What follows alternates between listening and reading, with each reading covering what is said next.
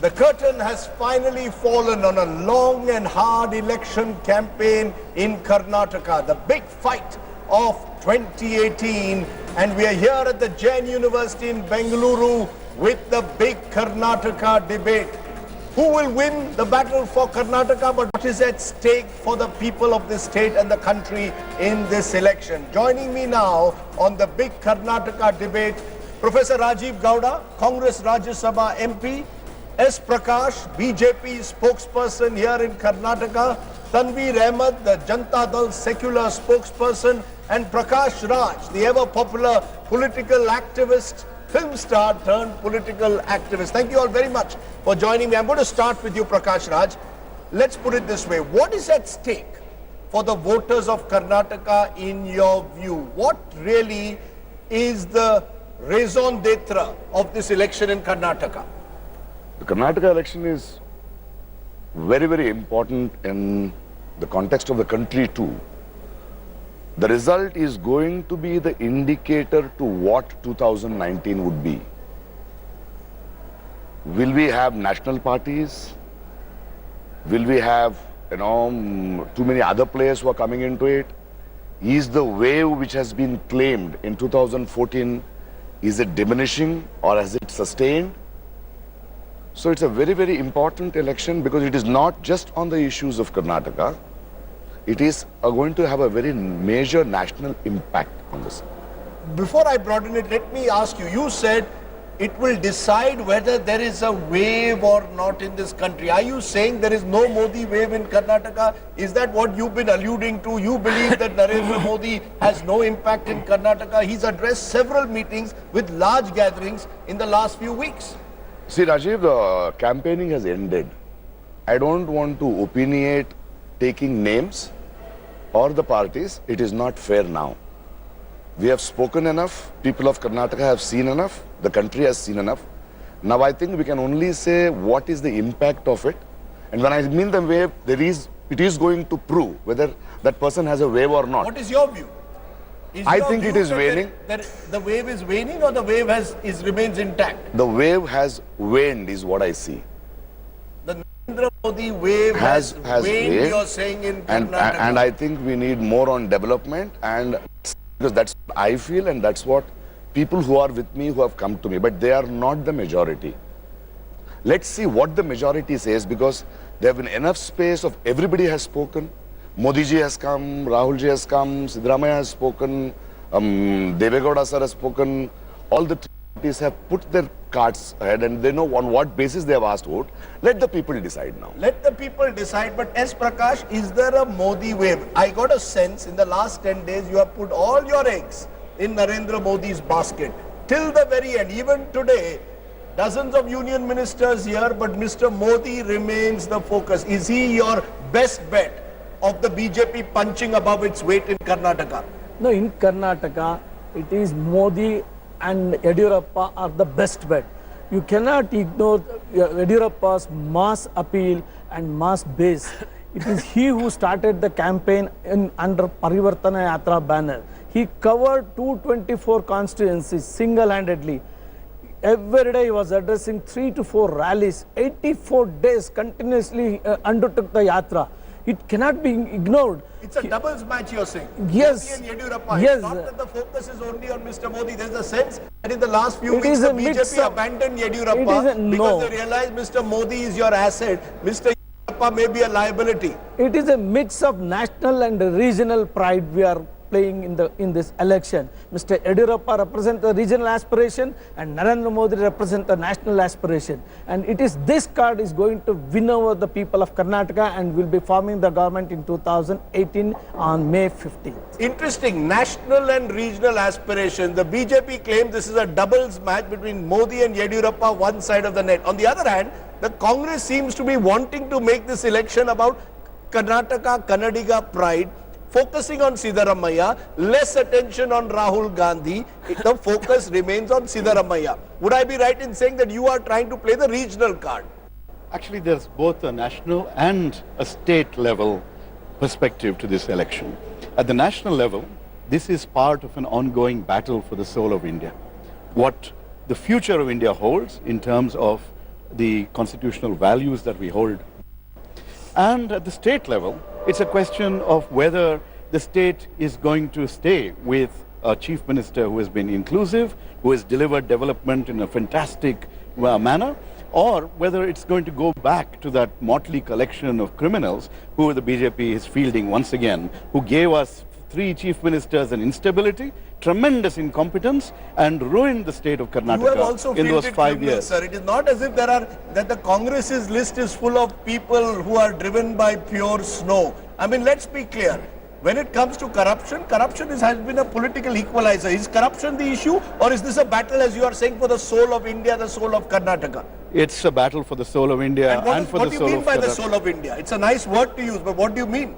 I think you fully understand, and the people of India understand, that the BJP represents an ideology which is antithetical to the inclusive agenda that is built in the constitution, to the social justice ideals that we value very, very much, and the freedoms that we've all been accustomed to enjoying over the years. You say the BJP accuses your chief minister of playing divide and rule, pitting Lingayats versus Veera Shaivas, pitting Ahinda, Dalit, backward class Muslims versus others. You say you're inclusive and yet you play caste politics in Karnataka.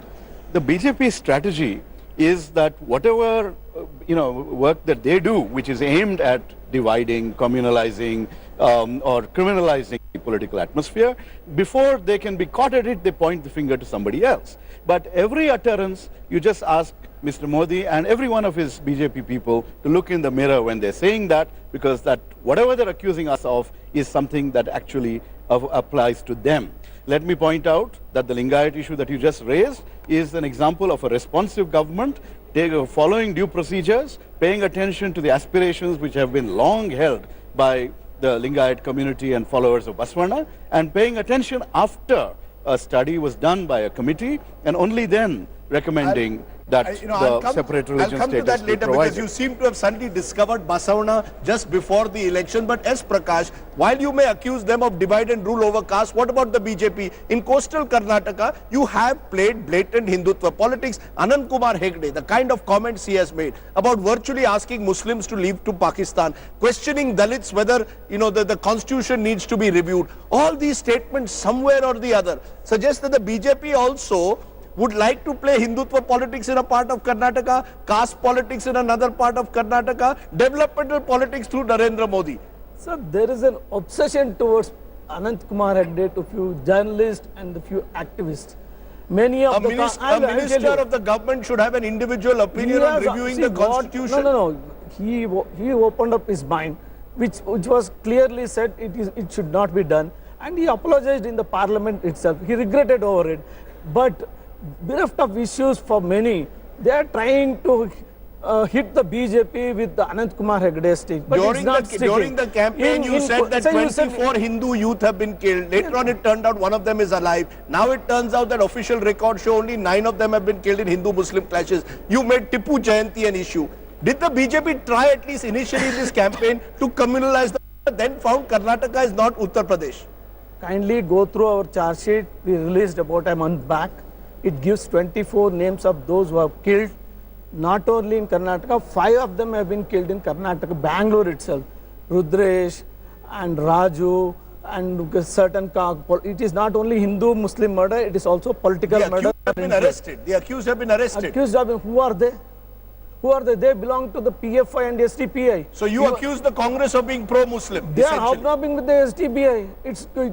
Okay, let me come beyond that then to you, Tanveer Ahmed, because if the criticism about the Congress has been they played caste politics, the BJP has attempted community politics, about JDS is, you are a single caste, single family party. Deva Gowda and Sons. Instead of Janata Dal secular, you should rename the party as Deva Gowda and Sons. One region of Karnataka, you want to get 30 seats and then play the role of kingmaker. Is that fair to the people of this state?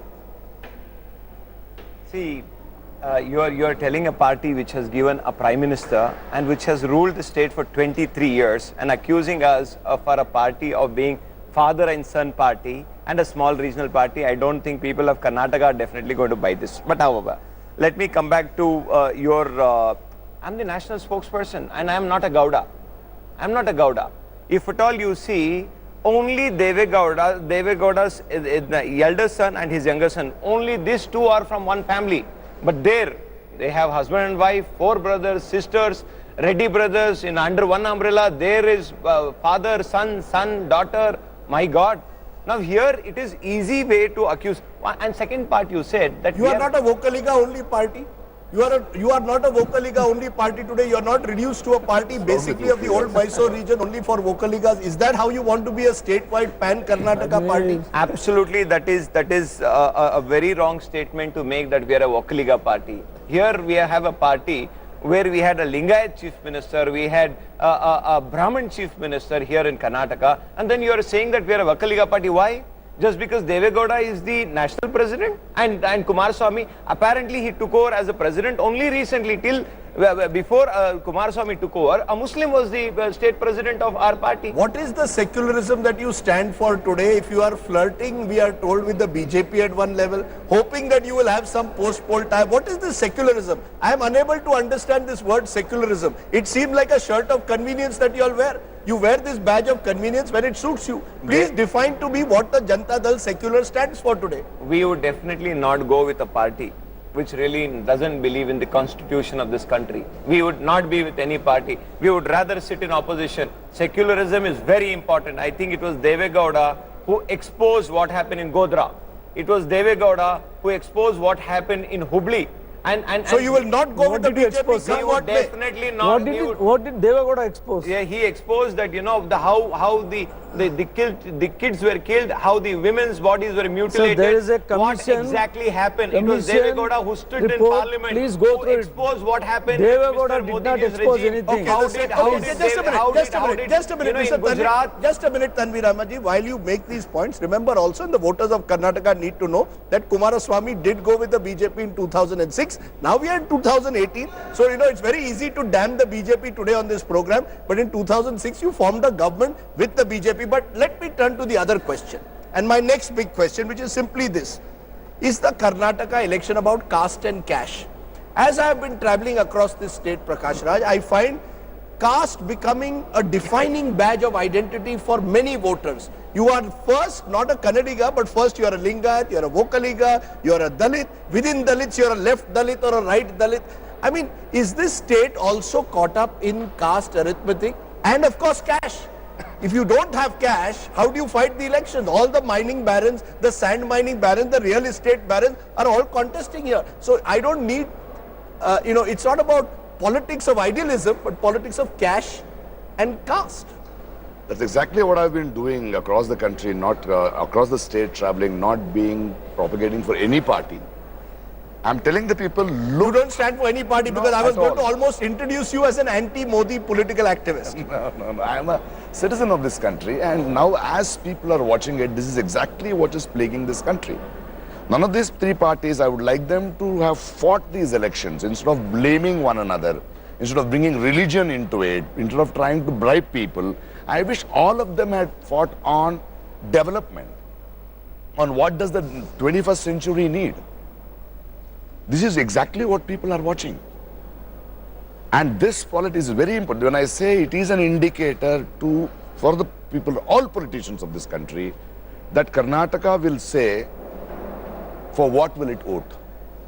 First important thing is, I think Karnataka this time will vote for more than corruption. It will vote for an inclusive Karnataka and an inclusive India.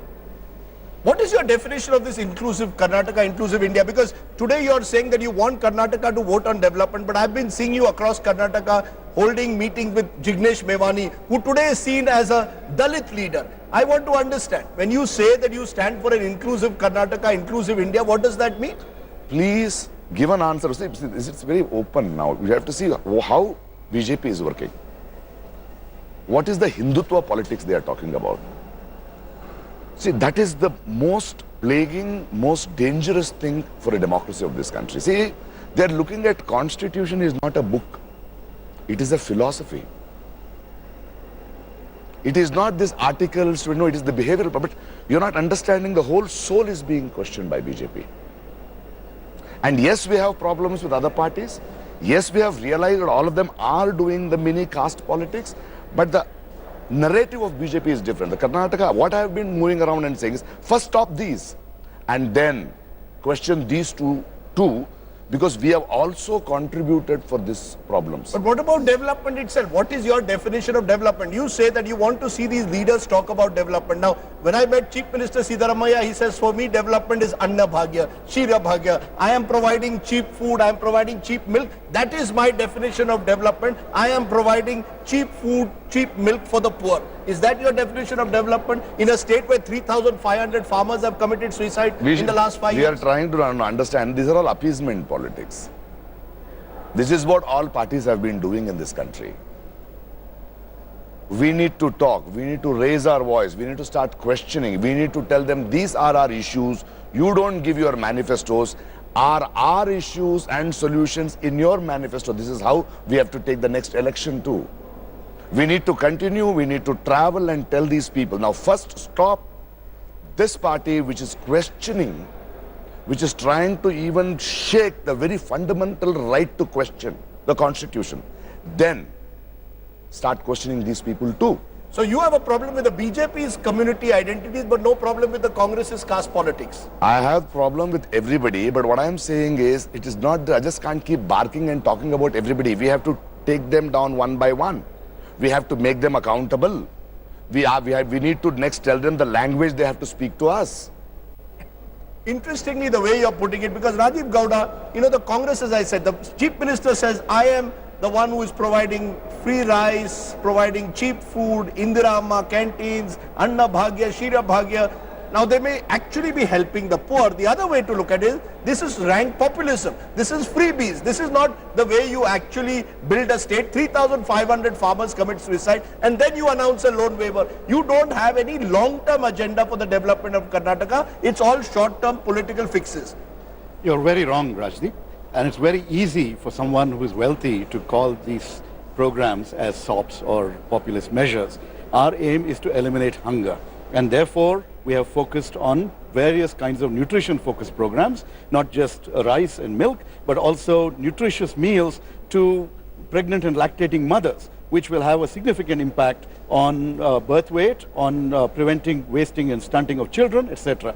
On farmers, we have invested in farm ponds, which will help make farmers resilient to climatic change. We have invested in large-scale drip irrigation programs. We have created an irrigation project focused on taking treated water from Bangalore to Kolar and Chikballapur districts through the KC Valley project. But you admit it was a blot on your state that more than 3,000 farmers committed suicide, particularly in areas that were otherwise, irrigation sufficient. That even in southern Karnataka, farmers committed suicide. So it appears as if closer to the elections, you woke up to the reality of what was happening on the ground. Hardly. Basically, if you look at agricultural distress, it's across the country. Okay? So then you must point the finger at Mr. Modi and his agricultural policies. Now double the number of farmers have committed suicide in Maharashtra. Farmers agitating in Mandsaur have been shot dead by the BJP government of Madhya Pradesh. Basically, what we have done is come up with enough measures that have prevented the situation from getting worse. Also, take dairy.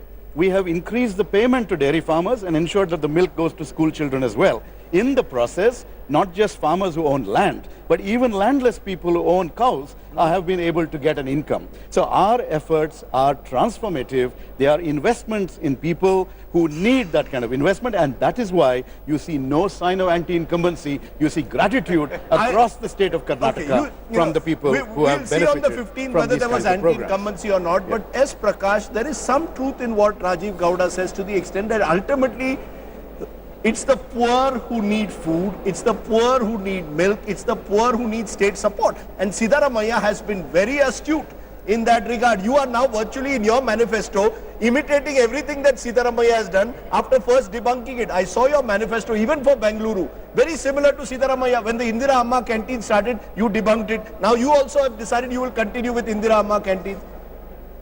We did not debunk Indira What is the difference between your agenda and their agenda? What will you do differently to the Congress? See, subsidy to milk farmers was started by Yadurappa. 2 rupees subsidy. They increased it to 4 rupees. Is that not an imitation? In a government in continuity, has to continue with the earlier social welfare schemes, whether BJP or Congress. If we dump everything, then what would happen to the people who are benefited out of that?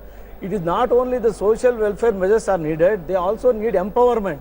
They need jobs. They should stand on their own legs. What is it the Siddaramaiah government has done for that? That is the question. Rural employment, rural empowerment. Oh, how are they tackling the farm distress when every day 5 farmers are committing suicide in Karnataka? Is that not a serious issue?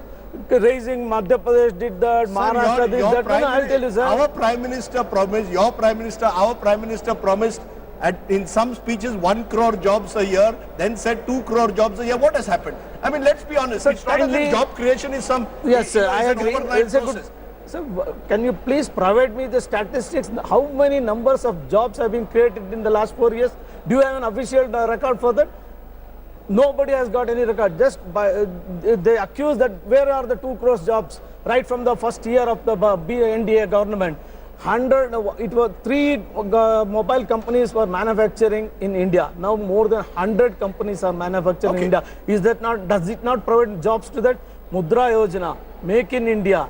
So tourism has taken a big jump. You believe that having And the same government at the center is progressing. You believe having the same government at the center and state will accelerate this process of job creation? Undoubtedly. That's what you claim. Very quick response to that. Center and state having the same government, because I keep hearing this theme on the campaign trail, the BJP playing, have the same government at center and state, life will become better in Karnataka. Life will become hell. What we need, even in terms of principle, is diversity of parties and ideologies ruling this country. This is a federal structure. And when you do that, when you have a Congress government here demonstrating its ability to govern well, we have 0.6% rural unemployment for women, 1.6 overall unemployment, the lowest in the country in Karnataka, an average GSTP growth rate of 8% and above. We are a flourishing state, and we are ensuring that the benefits of this growth go to the people who really need it.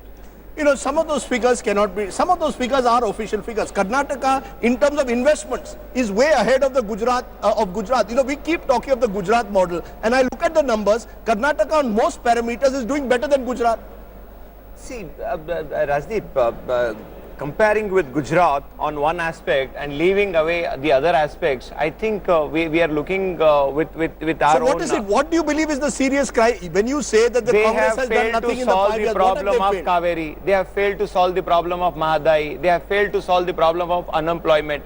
They are responsible for 3,850 farmers committing suicide. And here, Mr. Modi ji really didn't woke up from his Kumbhakarna sleep for 4 years. And then Siddaramaiah continues to sleep even till today. No, so for you, both Modi and Siddaramaiah, both Kumbhakarna. Absolutely. One is Nindaramaiah, one is Kumbhakarna. That's what you're trying to suggest. Absolutely, both have really slept for a long time. And now here, Mr. Prakash... Devagowda has woken up. Devagowda has always... At 85, you will say that Siddaramaiah is sleeping and Narendra Modi is sleeping, but Devagowda and Kumaraswamy have woken up. Most active politician here in this country, I think you would agree. I think Rajdeep, Professor Rajeev Gowda ji will also agree that Devagowda has always went to Prime Minister seeking for help for the farmers. The Prime Minister failed to even address the issue of Mahadai. Did he even speak even once during his election campaign about Mahadai? No, because he knows that it is his government which is sitting in center, and it is his government which is sitting in opposition, and now look at each other smiling, because they have failed to solve the problem. The worry, just speak about Mahadai. What did he speak? Did he say that is he going to solve the problem? Definitely he said. So why didn't he solve the problem for last 4 years? You said why didn't he solve the problem for last 4 years? Why didn't he solve the problem for last 4 years? You are in a confused state here, Tanveer. So just woke up from You either say he did not speak. One by one. Yes. We have approached the Prime Minister as a state, saying please intervene with the BJP chief ministers of Goa and Maharashtra on the Mahadai issue. We need drinking water for the parched districts around Belgaum, and instead the Prime Minister only comes and opens his mouth on Mahadai when it's election time. And What were you doing all this while? This is the Mr. problem Prime with Minister? water sharing. You want just a minute. No, just a minute. What are they doing all this time? Just a minute. Just a minute. The BJP, the BJP government from Goa will not give water to Karnataka. The Congress will not give water from Karnataka to Tamil Nadu on Kaveri. You're all, my problem with politicians at the moment is you say things in the studio about each other, target each other, but your own personal credibility on these issues is rather low. And Prakash Raj, that's what I wonder. If I was a Karnataka voter today, should I press the Nota button? None of the above. That in a way, the BJP was in power for 5 years. They had 3 chief ministers and manifest corruption against their chief minister who went to jail at the time, subsequently was acquitted. Congress has come to power. The general feeling is Siddaramaiah 3 years didn't do much, woke up in the last 2 years. And the JDS is simply a party looking to fish in troubled waters. So should I press the Nota button in Karnataka? I, as a citizen of this country, say don't do that. Don't do that.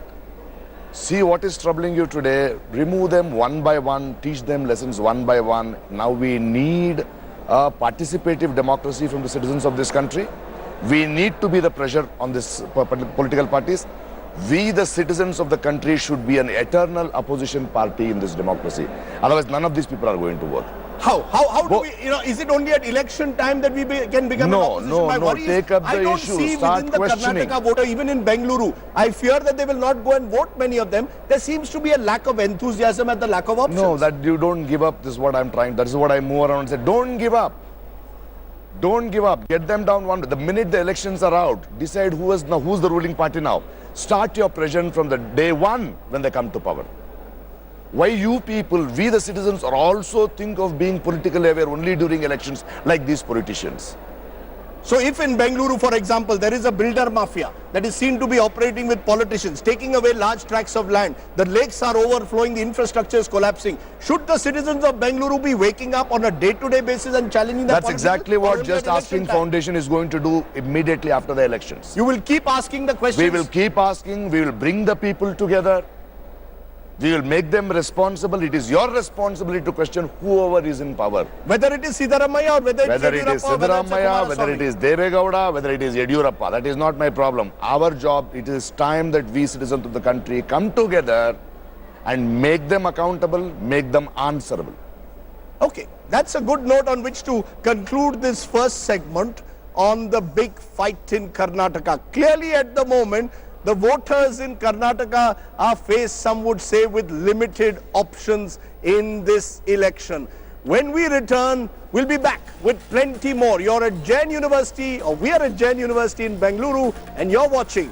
To you from the Jain University in Bengaluru. Campaigning has ended in Karnataka. All eyes now on the Karnataka voter. Vote on Karnataka is what we are saying here on India Today television. Let's then look at the question which was in a way set up by Prakash Raj at the start of this program. Will Karnataka set the tone for the 2019 general elections? Professor Gowda, during this campaign we've seen Rahul Gandhi take on Narendra Modi on issues like Nirav Modi, Rafale, issues of so-called national issues, and make it very personalized.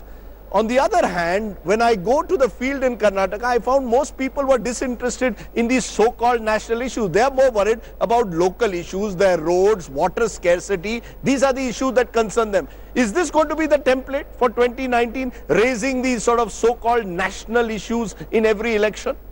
See, the Rafale scam that the BJP government has indulged in is both a national issue and a state issue. At one level, it's a national security concern. At the state level, we have lost 30,000 crores of investment that was supposed to come to Bengaluru's Hindustan Aeronautics Limited. So these sorts of issues transcend. But I didn't hear Rahul Gandhi speak about local issues. I heard Narendra Modi at times speak about local issues, obviously briefed by whoever was the local candidate. But Rahul Gandhi seemed to want to make this more a personality contest between him and Modi. Go all out to target Mr. Modi. Is that your strategy for elections, including in 2019, target Mr. Modi? No. Mr. Modi's lack of performance over the last 4 years will ensure that the people will reject him and his party in 2019. The important point is that Karnataka, we have multiple voices. We have a larger team that has focused on the state and the development agenda that we have fulfilled.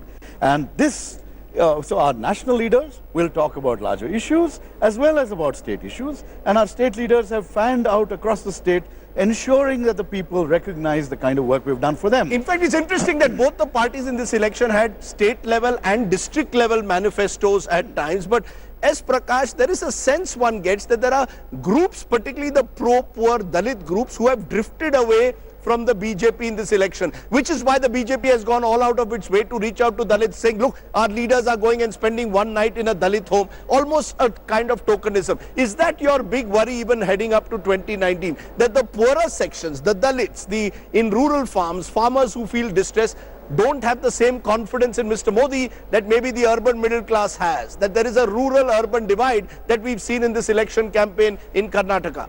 See, in every assembly election, we hear that Modi is unpopular, BJP is losing a big base due to demonetization, GST. When it comes to Gujarat, it was demonetization, GST. If the BJP loses, then the disapproval of the people is very clear, but they failed. Is there a rural-urban divide? Is the BJP worried about a rural-urban divide building up to 2019, glimpses of which we have seen in Karnataka, particularly among Dalit voters? 21 public meetings have been addressed by Narendra Modi, barring 2 in Bangalore, rest of all in all the districts and semi-urban places. Anger against the BJP and the Modi government is tremendous across the country. You will see a manifestation in Karnataka, and you will also see that the Karnataka result will set the tone for the other assembly elections that are coming up in Madhya Pradesh, Rajasthan and Chhattisgarh. And in August 2019, Rahul Gandhi will be on the ramparts of the Red Fort. No, 1 minute. You're saying Rahul Gandhi himself will be on the ramparts of Red Fort. So you're saying Rahul Gandhi will be Prime Minister. Yes. You are reaffirming what has turned out to be controversial, that instead of building a coalition, you're already deciding Rahul Gandhi will be the Prime Minister of this country. That's because the Congress is going to win, Rajdeep. We are going to turn the tide from Karnataka, and the states that are coming up are all straight fights between the BJP and the Congress in Maharashtra, in Madhya Pradesh, Rajasthan, Chhattisgarh. And then, if you look at the entire western half of India, Maharashtra, if you look at Gujarat, all the states where the Congress did badly last time, we will turn the tide around. We will absolutely do. We will do so well. I'm really amused in Indian politics. Here a party which is winning election after election, and he is slated to lose the election in the coming days. There is a party which has been reduced to 2 states, one Puducherry and one Punjab, and they say they will come to power in 2019. That we are winning. Excellent, sir. It is like saying in Gujarat we had the moral victory. You lose the state and you have the moral... You made your point and you made it effectively. Let the regional parties speak, because there's a sense that the battle of 2019 will have to involve regional players. Would you, for example, be ready to tie up as part of a broader anti-BJP coalition? Is that how you, with Rahul Gandhi as the leader of this coalition, he says Rahul Gandhi will unfurl the flag on Red Fort on August 15, 2019? हमको मालूम है जन्नत की हकीकत, लेकिन दिल के खुश रखने को गालिब ये ख्याल अच्छा है. Let me answer Mr. Prakash first. Mr. Prakash, BJP wins every place where you have straight fight with Congress. But when you have a regional player like Mamata Banerjee, when you have a regional player like Chandrababu Naidu, KCR, you lose. You know, the only people who are fighting... One second. You know, actually Congress is not worthy enough of fighting you. It is the regional players who are fighting you guys. And second thing, I think Professor Rajeev Gowda might have got a letter from Mamata Banerjee, all the people, 21 parties were sitting with you, that they have decided Rahul Gandhi is going to be the Prime Minister. Come on, if you want to really, this is not going to happen. The national narrative is going to be, the regional players are the one who are going to set the national agenda for this country. Okay, so you believe it is Karnataka not Modi or it is not Rahul Gandhi. So regional parties, you say JDS-like parties which will set the national agenda in 2019. But Prakash Raj, there is also, and you attended along with Jignesh Mevani meetings where you sort of focused on what you believe is Dalit anger. Do you believe that is also a build-up to 2019? You refer from time to time to your concern over Hindutva and what it is doing to dividing communities. Is there also a caste sort of alienation that you see on the ground in Karnataka that will reflect in 2019? Dalit's anger against BJP is the result of the hate sowed by them. They are in a denial mode. He being the Prime Minister of a state, of the country, and being a Chief Minister, he could manage 99 itself is written on the wall. Whenever in Goa, they did not win completely. They had to go and buy 4 MLAs to form a party there. To form the government. Yes. Form a government there. So they're in a denial mode, but they should understand that they should correct themselves, because this Dalit anger and the minority anger is the truth which is against BJP, because I have traveled across. I am not from any party. But the way people came to me, people come to listen, I see more of them.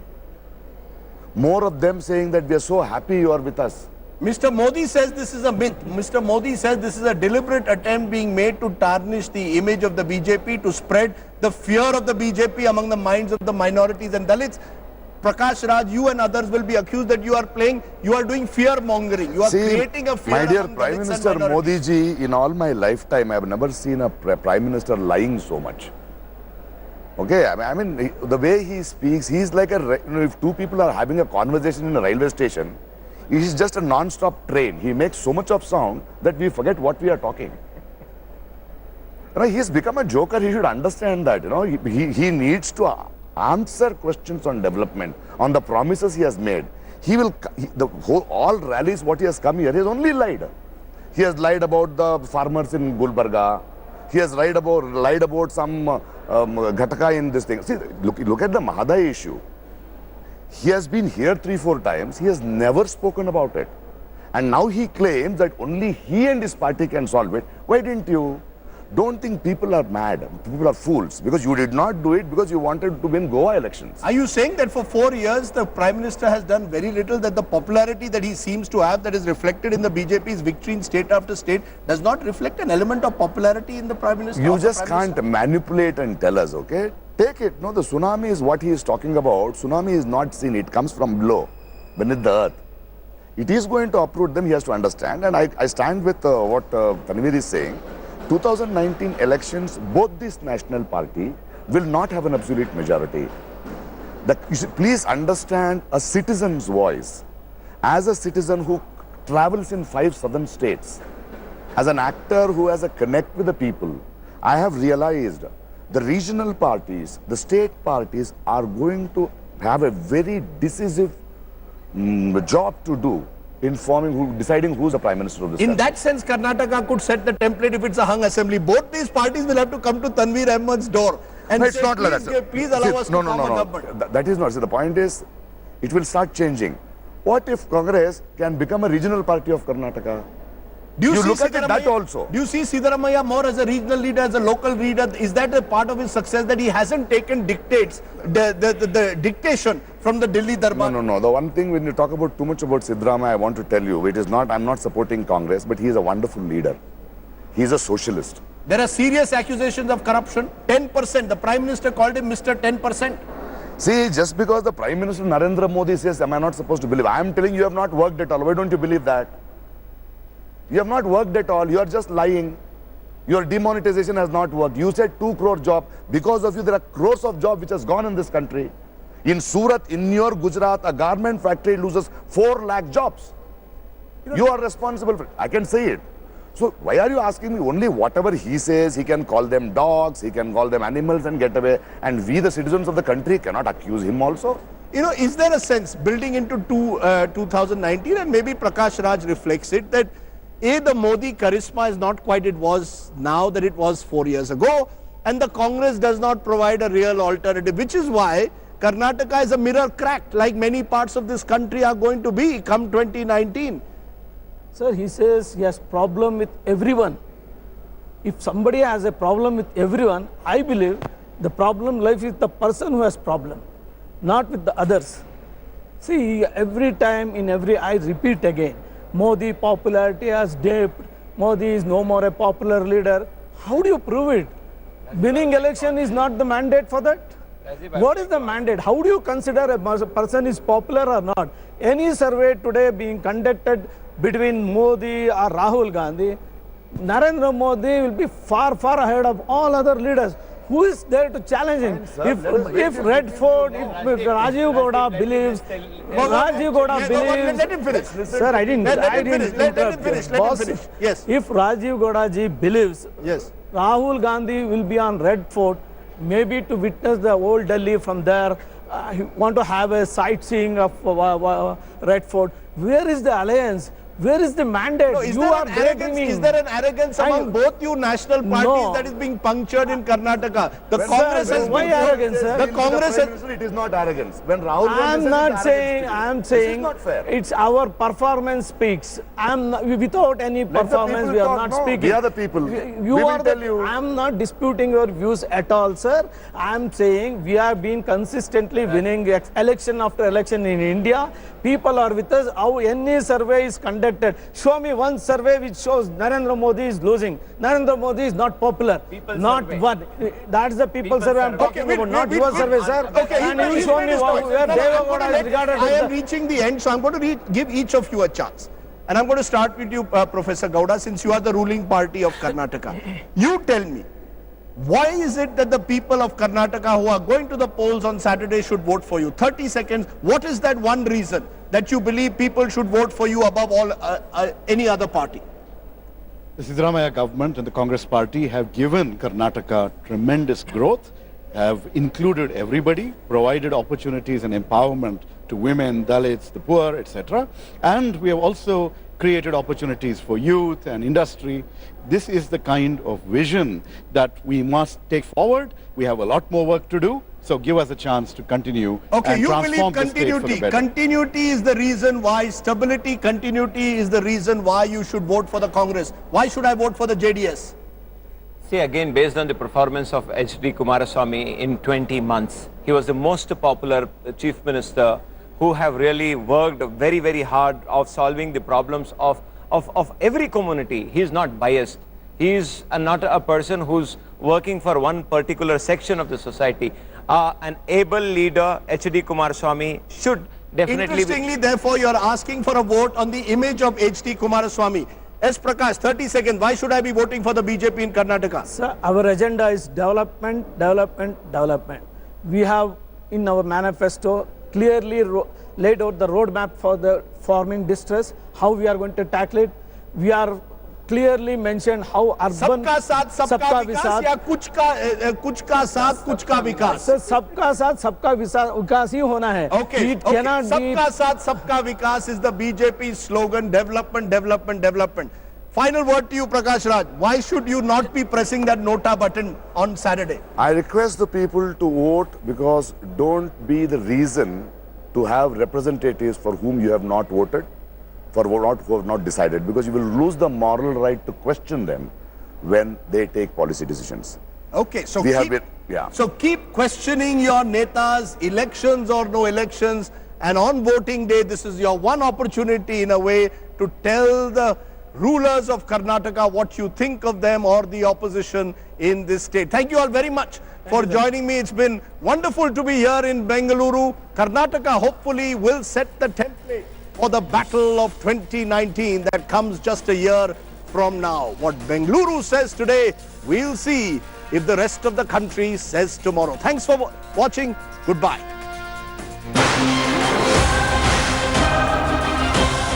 Thanks for watching the video. For more such news and updates, please like, share and subscribe to India Today. Also check out our other great videos from our channel. We know you will love to.